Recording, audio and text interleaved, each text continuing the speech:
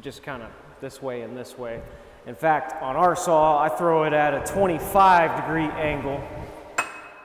Well, guys, vacation mode is fully engaged. Having a great, relaxing time, reconnecting with the family. I'm really thankful for a team that makes it possible for me to step away without giving a second thought as to what's going on back at the office. With that being said, I wonder what is going on back at the office. Matt, what are you doing? Oh, hey, what's up, man?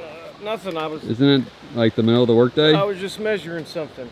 Yeah, I was measuring. Where's my measuring tape? What'd you ask? What do you need? What are you doing?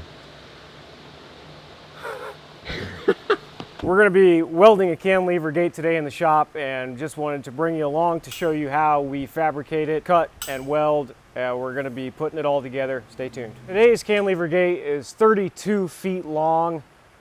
So we've got these long, heavy 2.5-inch pipes that we're going to be trimming up to exactly 32 feet. And this is going to be for a 6-foot tall fence. So we're going to make the actual gate roughly 60 inches. That way you got about a 6-inch clearance on each side. We got this thing on speed 1. Good Lord have mercy.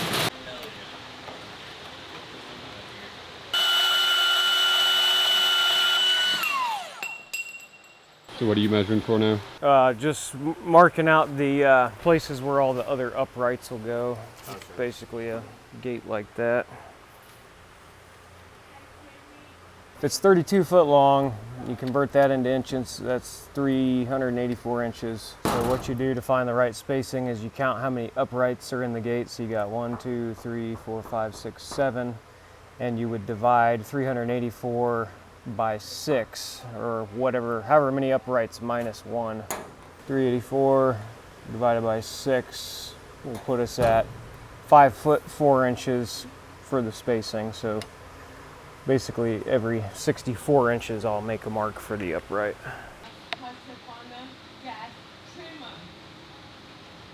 The big thing you want to look for when you're making a cantilever gate is that the top and the bottom rail are both straight, so that when it rolls smooth, right? So if you have some parts of the rails, the top or the bottom rails that dip or whatever, it can kind of cause problems. Okay.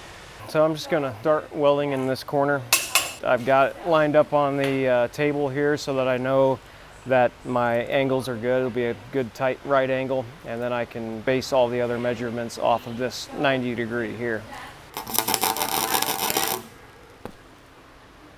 It's a video on how to weld. I don't have the gas on. Step number 1, turn on the gas. So why do you do the little like bead before doing the whole thing? Just to make sure it's straight, or what? Yeah, you basically just, it's just called a tack. You just basically tacking it together. Just putting a little tiny bit of a stick on there. That way it'll hold, and you can kind of twist and pull on it, it'll stay. If it's not square, you can like move it around. That's correct, yeah. So used to, and this only because I didn't know any better, but I used to make the uprights of this cantilever gate one long piece that would stick up like this and go all the way to the, and I would notch these things. Really? Mm-hmm, with an angle grinder. And then they would fit over this, and you'd still have a really big gap. Until I saw other gates out there made by other people, and all of them were like this. They all had the part of the top welded on. And I'm like, okay, that looks way easier than what I was just doing. So could also learn from other people too. You know, I'm certainly no master. I don't know it all by any means, but I like to learn from other people. Seeing other people's gates or how they do it is cool. Yep.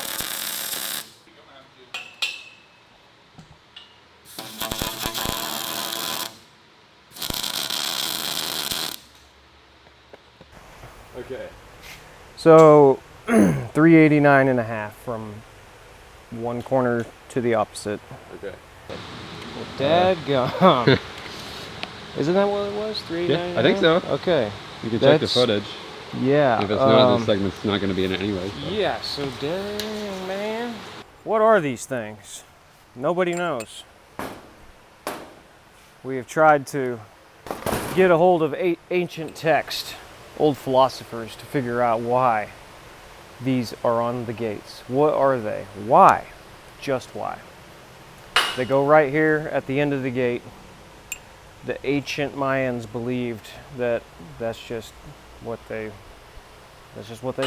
do. They just hang out. Nobody knows, man. No, I'm just kidding. They once the once the the gate gets to the end of the rollers roll along the top here, and then it'll catch this, and it keeps it from coming out of the tracks, basically. So I throw one on each side, and that way, whether it's fully open or fully closed, it'll catch and it won't come out of the tracks. So we have a notching machine that'll notch the pipe. Sometimes this little bit thicker pipe it kind of struggles with, but if you ever need to notch thicker pipe, you can use the saw blade, and you're basically aiming to chop it kind of at a 45, not necessarily a 45, but just kind of this way and this way. In fact, on our saw, I throw it at a 25-degree angle, and I will just trim off a little bit on each side and get the notched effect.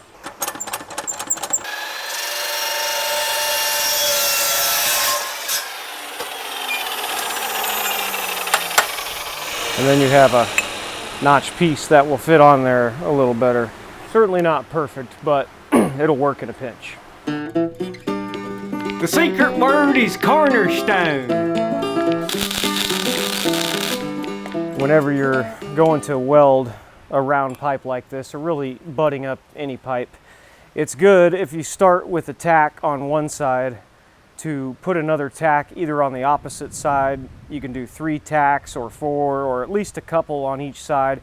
If I was to start welding this where my tack is, what would happen is after it cools down, and it does cool down quickly, it'll suck it in and pull it up, and then you're stuck with a piece that's like this. You'd have to start all over again. So as you can see, I didn't tack that one on very well, but once you get one on there, if you do one in the opposite corner, it keeps it from moving this way or this way as you're welding it.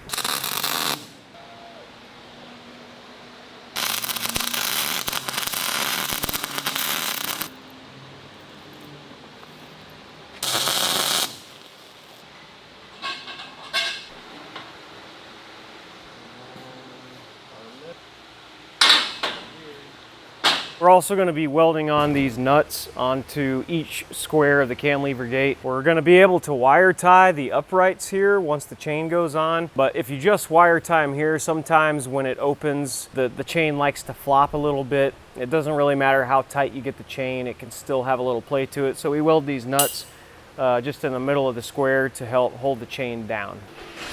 Scissors, scalpel, scissors. I always feel like a surgeon.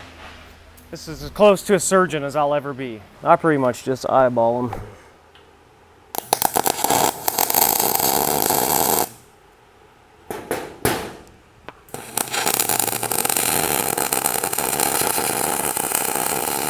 So we got all of the uprights tacked into place, and we're gonna go through and finish welding all the uprights. After that, we'll go back and measure our braces and weld those in. And as you guys know, I've got a live stream to put on. So I grabbed Braden to moderate said live stream. Luckily, Matt had a camera, continued videoing. So we just got done putting the braces in this. Just wanted to give you a quick peek at that.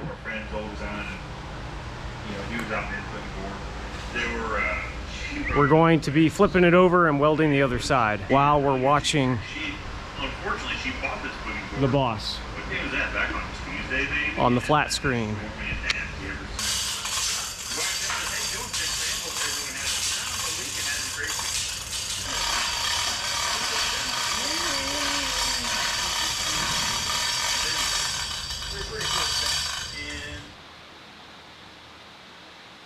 Now, unfortunately, over the weekend, Matt came down with a bit of a cold, so we weren't able to document the remaining process of wiring the gate and finishing it up.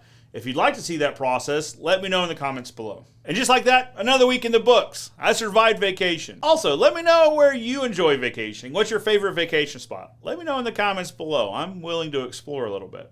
Until next week, I'm Joe Everest, the fence expert, reminding you that good fences make good neighbors.